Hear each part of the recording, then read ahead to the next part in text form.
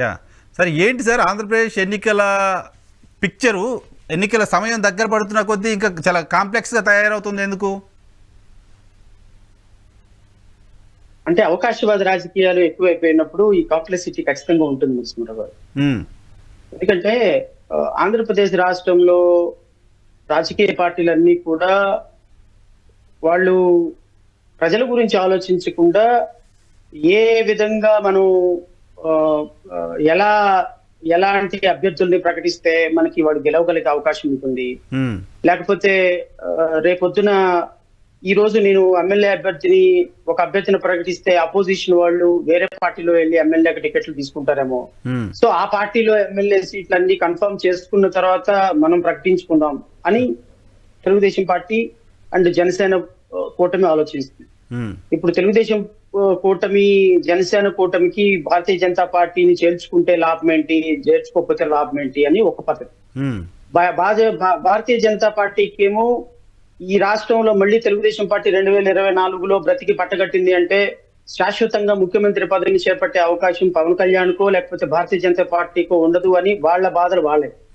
Telugu Desam party ఏమో Pawan Kalyan కలుపుకోకపోతే 20,000 15,000 voting కాన్స్టిట్యున్సీకి shift అయిపోతే స్ప్లిట్ అయిపోతే మేము ఓడిపోతానేమో 50-60 కాన్స్టిట్యున్సీలోనే తెలుగుదేశం భయం.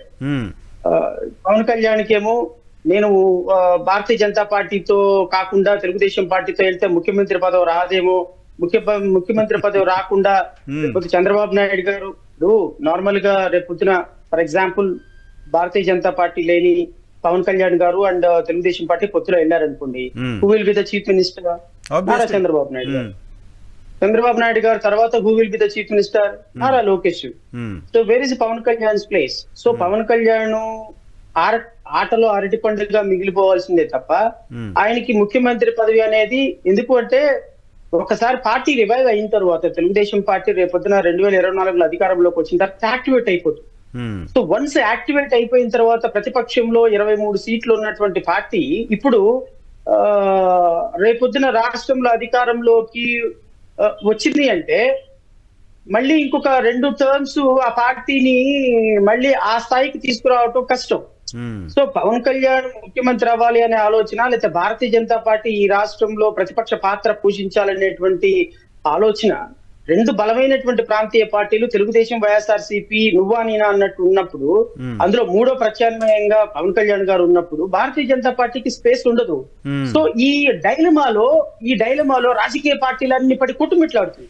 సో అధికారం ఎవరు తెచ్చుకోవాలి, అధికారంలోకి వచ్చిన ఎవరిని కిందకు దించాలనేది తప్ప అసలు ఏ విషయంలోనూ ప్రజలకి మంచి చేద్దామన్న ఆలోచన తెలుగుదేశం పార్టీకి కానీ, ప్రజల ఆలోచనలకు అనుగుణంగా ప్రజా సమస్యలను అడ్రస్ చేద్దామన్న ఆలోచన పవన్ కళ్యాణ్ గారికి కానీ, లేకపోతే 2014-19లో పనిచేసినటువంటి ప్రభుత్వం 2019 నుంచి 2024 వరకు పరిపాలించినటువంటి వైఎస్ఆర్సీపీ ప్రభుత్వం ప్రజల గురించి ఆలోచించే అవకాశమే లేదు. ఇక ఈ ఎత్తులు పొత్తులు గందరగోళాలు ఇంకొక 1 month వరకు కొనసాగాల్సిందే.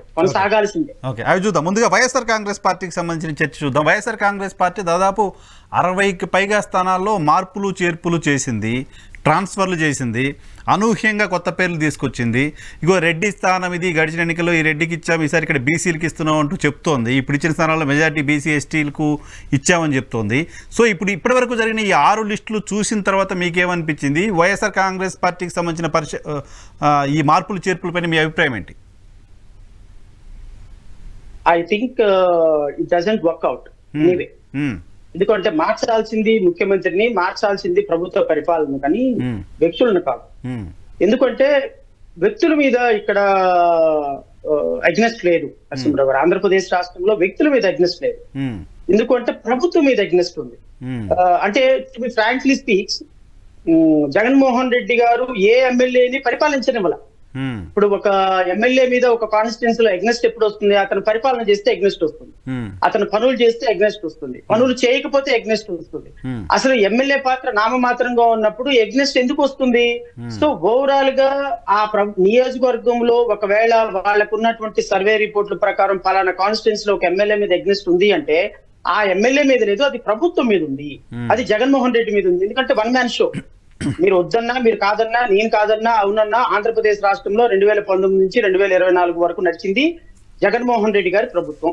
150 మంది ఎమ్మెల్యేలు గెలిచింది జగన్మోహన్ రెడ్డి గారి బొమ్మను చూసి.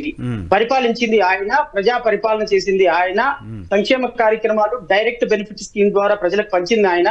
ఎమ్మెల్యేల పాత్ర ఎక్కడా లేదు. సో రేపొద్దున ఎమ్మెల్యేలుగా ఈ కాన్స్టిట్యున్సీ నుంచి ఆ కాన్స్టిట్యున్సీకి, ఆ కాన్స్టిట్యున్సీ నుంచి ఈ కాన్స్టిట్యున్సీకి కుల సమీకరణాలు, సామాజిక సమీకరణాలతోటి చేసినటువంటి ప్రయాస వృధా ప్రయాస అవుతుంది తప్ప జగన్మోహన్ రెడ్డి గారికి ఈ విధమైనటువంటి ప్రయోగం ఏ విధంగానూ బెనిఫిట్ ఇస్తుంది అని నేనైతే అనుకో. రైట్.